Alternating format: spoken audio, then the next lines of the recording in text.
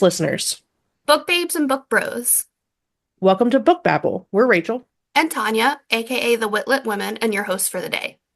and today we have Catherine Castillo, author of Shards in the Darkness, and she's in the hot seat for our rapid fire AMA. Would you like to introduce yourself? Hi everyone. I'm Catherine. People call me Kate. Some people call me Kate, Catherine. Pretty much right now it's pretty. I do have a different name. Like I do have a set of different names, but that is fine. So actually, In the Darkness of Shards, Poems from a Broken Place is already my third book. So it wasn't like the first nor the second, it was the third, but for me, this was the book that's like meant for the public. So it was really nice to just get it out, and I'm happy to meet all of you. Hmm. Well, we're happy to have you on. Are you ready to babble? I'll go for it. I'm ready to babble. Sure. Yeah, so what advice would you give to aspiring writers who want to publish their own book? Mm, I don't know. I mean, I'm not going to be one of those people or individuals who would just say go for it. I'm more of a realist. So I think when you do something, you gotta make sure that your perseverance, your competence, everything is like on check before you actually do it. So when you decide to kind of release your book, I think you would have to check, okay, what is my intent for doing this book? Do I have the competence to actually start and finish the book?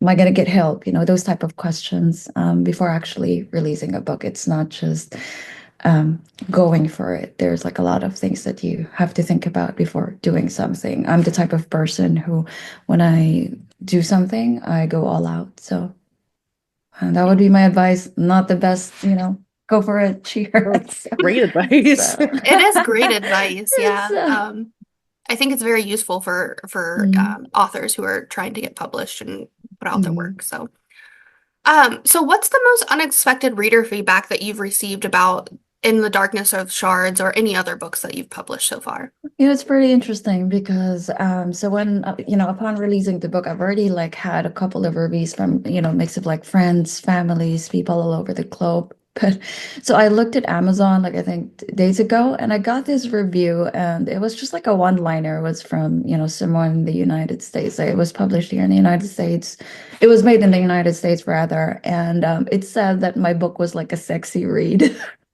And I wasn't really sure how to feel about it that time because like, okay, I don't think abuse is like sexy at all, or I don't know which part was sexy along, a part of the book. So it was a bit strange, but at the same time, it's like I could probably charge this to art in a way that okay, you can interpret whatever you want to interpret, along the lines of art. But it was really strange. But I think what mattered to me whenever I get those type of reviews is the fact that people actually allocate their time to read it. So hope that answers the question in some way or form.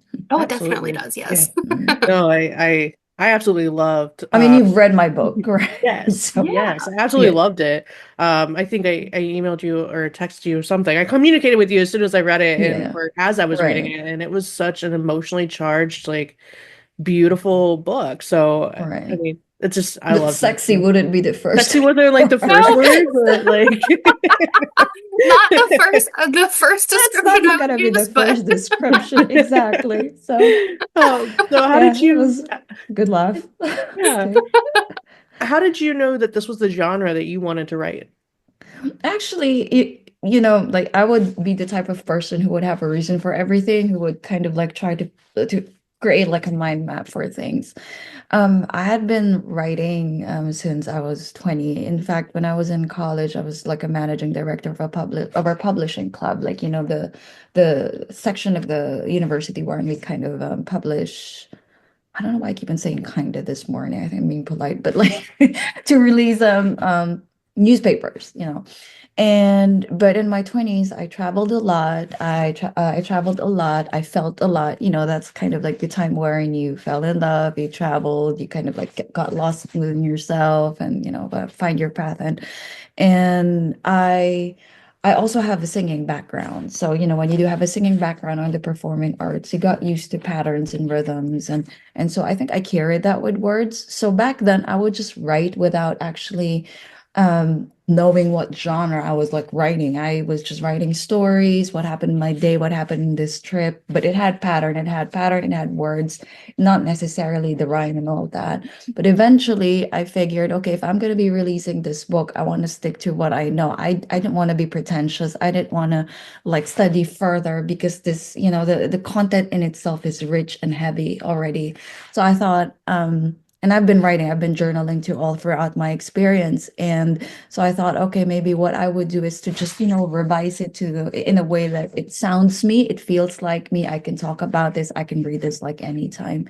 So I think that's how I knew that this is going to be the type of genre I will use for my third book. I called it poetry, but I think in other terms they use it as like verse novel, but I think it's too short for a novel either. So along those lines, yeah.